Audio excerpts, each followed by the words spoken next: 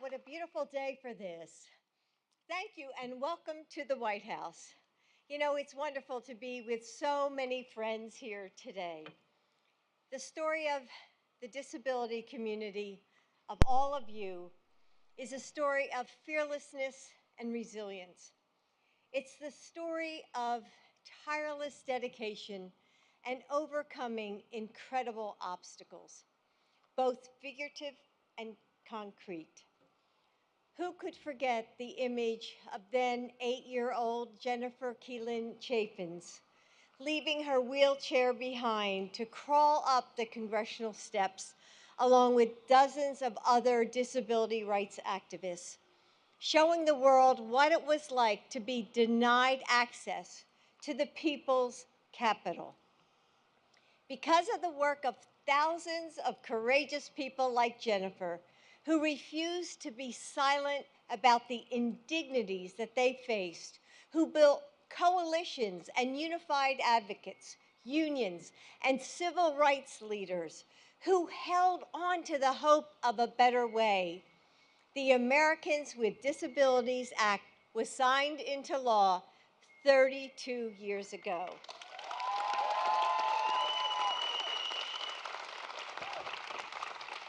This community continues to shape our nation, crafting our laws and dismantling injustice, penning our poetry and painting our dreams, teaching our children and pushing the frontiers of our future. So you all probably know I'm an English teacher. Maybe there's some English teachers in the audience. So I want to end with the words of the advocate and poet, Susan Mazrui. She wrote, and here she is. Stand up, Susan. Yes.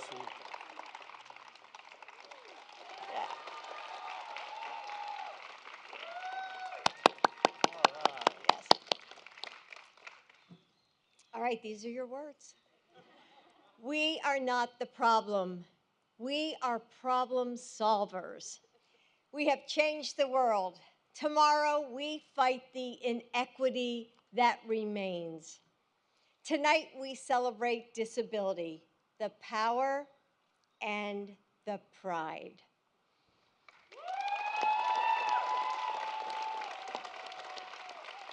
Pretty good.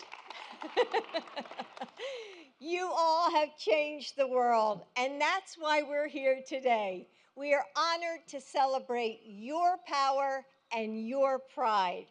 So now, please join me in welcoming a leader who is working tirelessly to build on our progress, Mayor Tim Adams.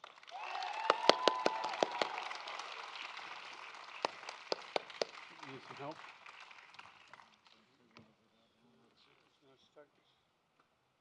There you go.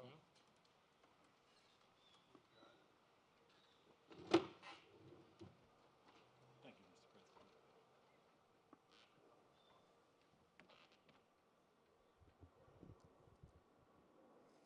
Thank you, Dr. Biden. Greetings, distinguished guests. I am humbled and deeply honored to be here today with you, talking about a topic that is so critical to me and to the lives of so many others. In 1990, when the Americans with Disabilities Act became law, I was a young man.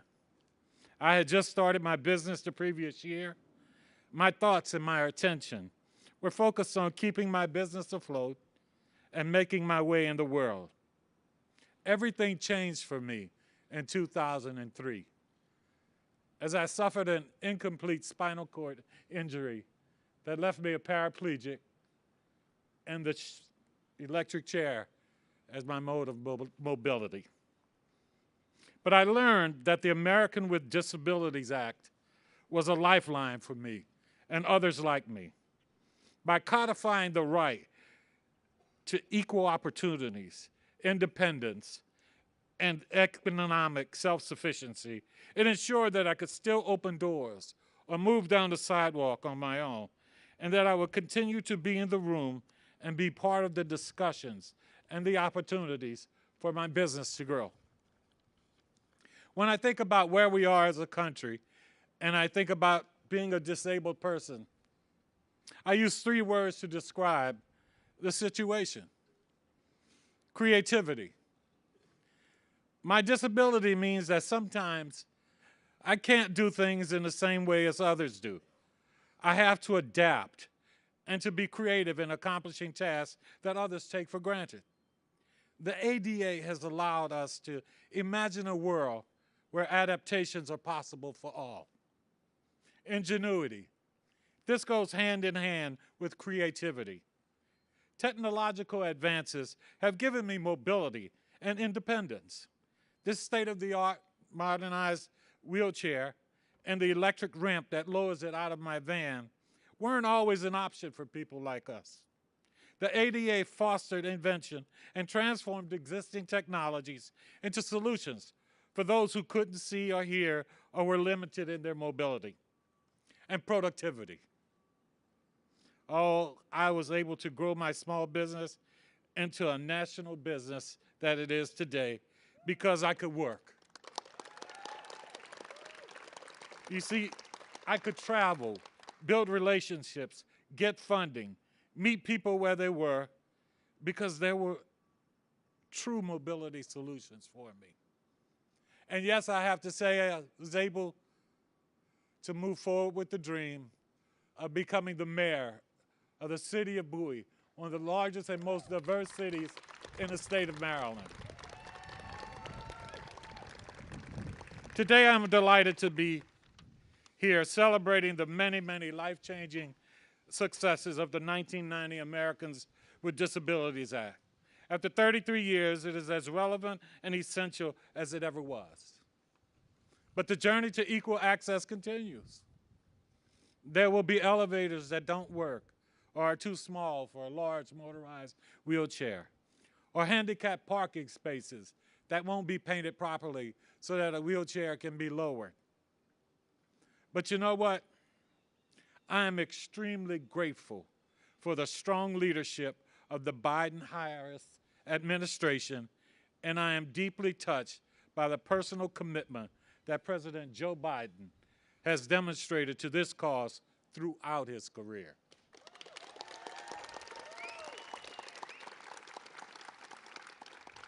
Now, ladies and gentlemen, it is my distinct pleasure and great honor to introduce the President of the United States of America, the Honorable Joe Biden, and to thank him personally for all he has done for all of us with disabilities. Thank you. God bless you.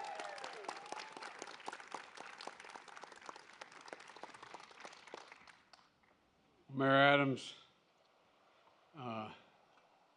you're an inspiration. So many people here are.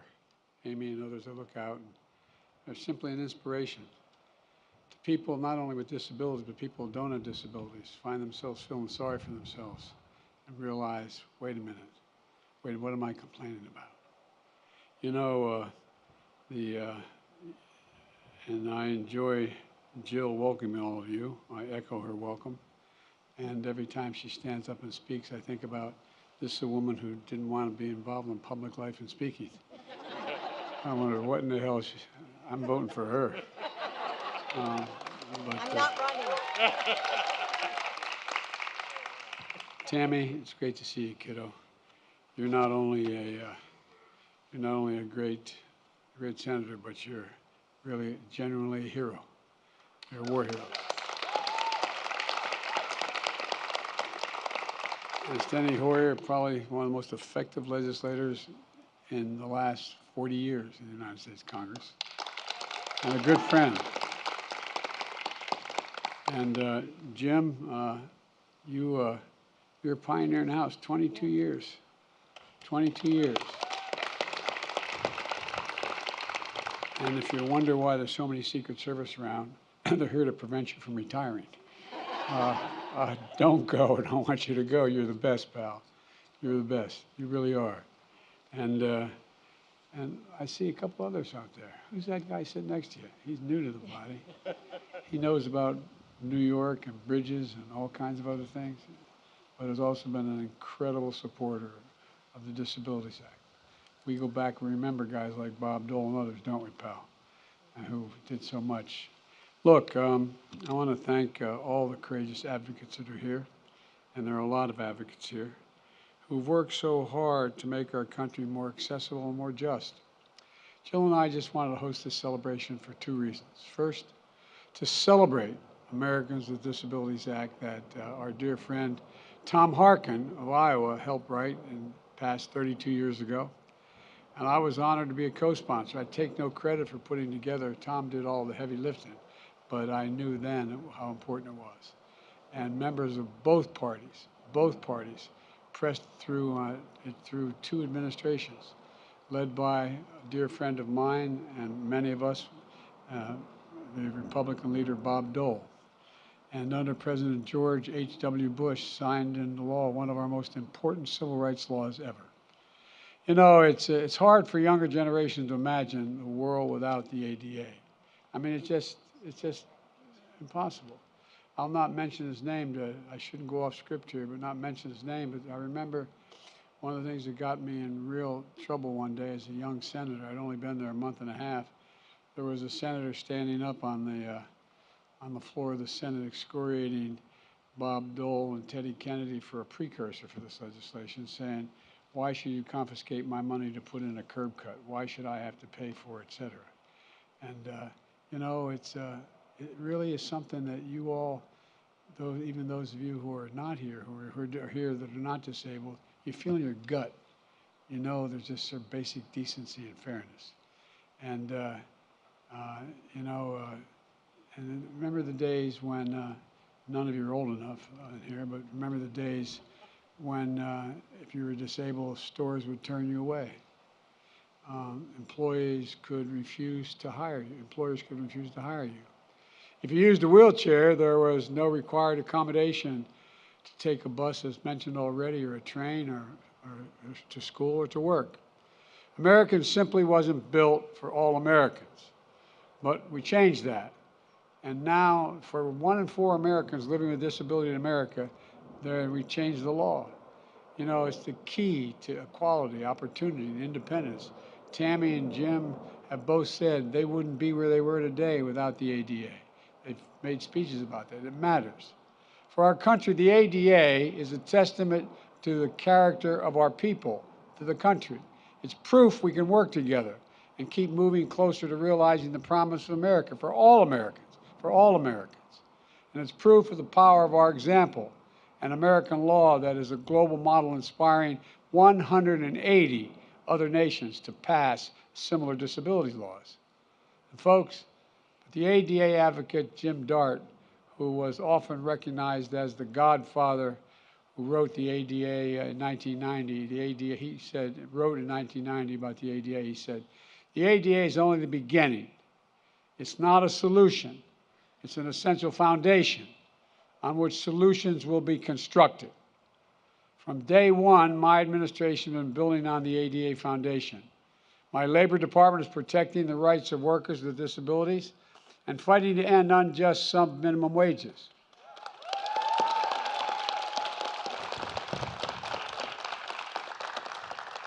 That's critical when today disabled Americans are still 3 times less likely than others to be employed and often earn less for the same work that's being done by others. We're also creating a new job by helping state and local governments, employers, and nonprofits tap federal funds to hire more disabled Americans. Our infrastructure law makes the biggest investment ever in accessible transit, updating subways, trains, and airports. It expands access to high-speed internet, a lifeline for people with disabilities to work, to study, to stay connected. And I know COVID-19 is hitting the disabilities community especially hard. The pain, the isolation, the separation, the toll on the mental and physical health of all people, of the community, the loss of life.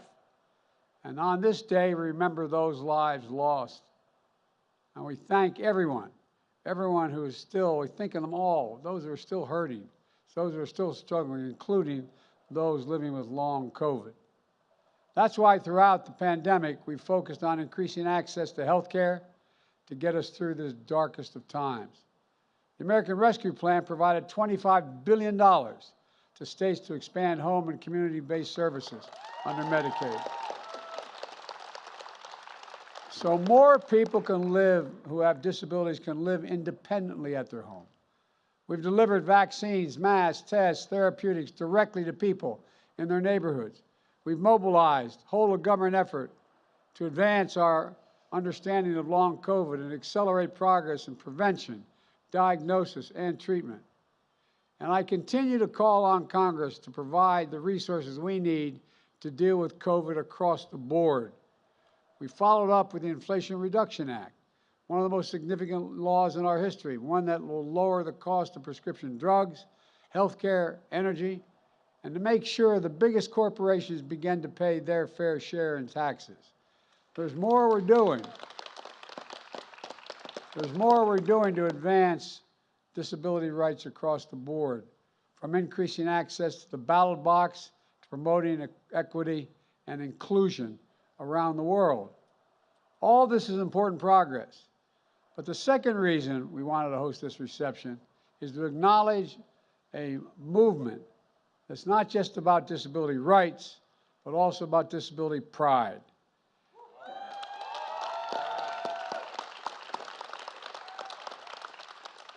It's about recognizing disability isn't something broken to be fixed. For millions of Americans, their disability is a source of identity and power.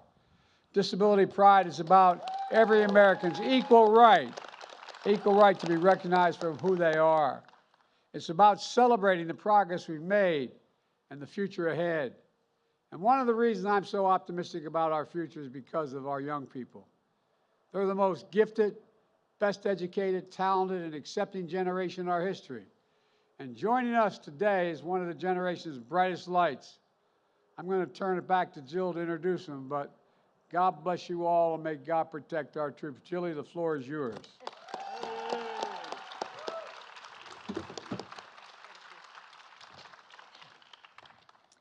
Born blind, Jose Andre Montano learned to play piano at just 4 years old. Today, at 17, he's played festivals and concert halls across the world, including at the Kennedy Center, where I heard him earlier this year. I was stunned by his music. It was incredible, and I couldn't wait to bring him to the White House. Today, not only is he here with us, I'm excited to be joined by his parents as well, Roberto and Giovanna. Now please welcome Jose Andre Montano.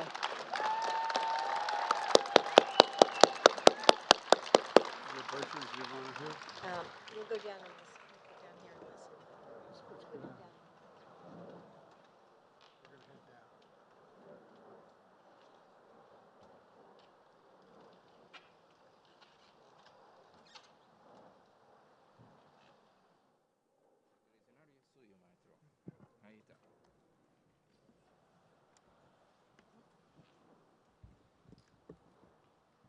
Thank you so much. Good morning, everyone. Let's try again. Good morning, everyone. Hey, I like to hear that. It's my total pleasure and honor to be here in the White House with authorities and my community, my friends, celebrating the 32nd anniversary of the American Disabilities Act. And I hope you guys are having a great time at this reunion. I'm going to play a couple tunes from the bottom of my heart and hope you enjoy them. God bless you. Thank you so much.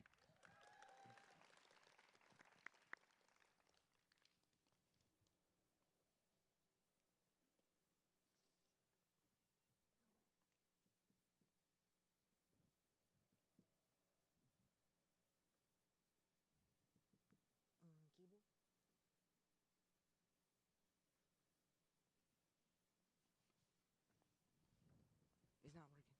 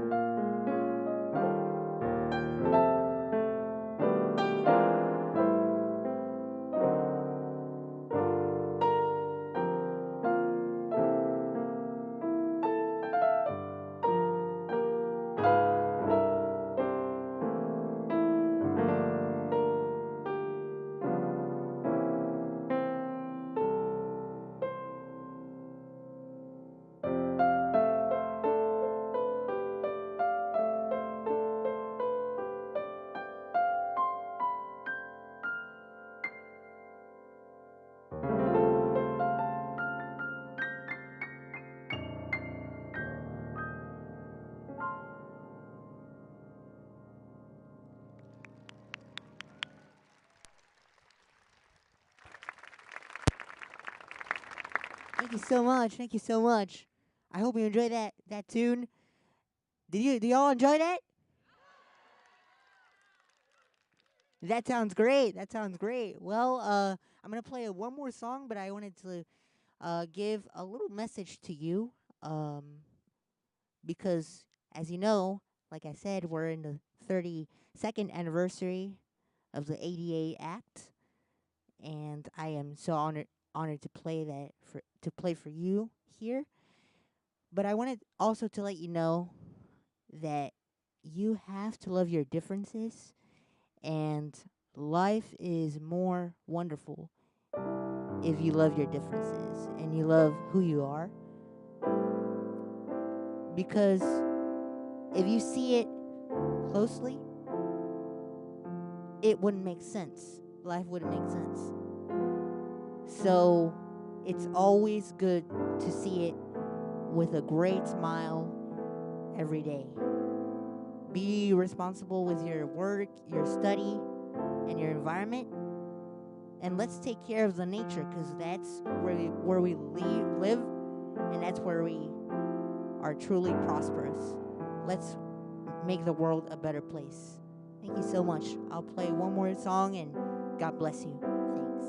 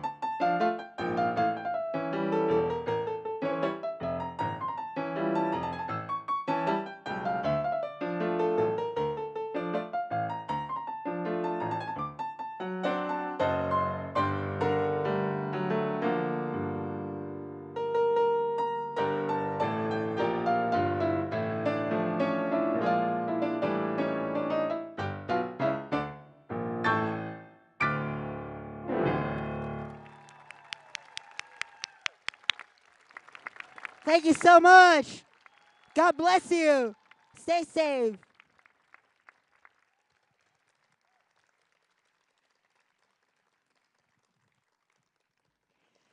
Wasn't he incredible?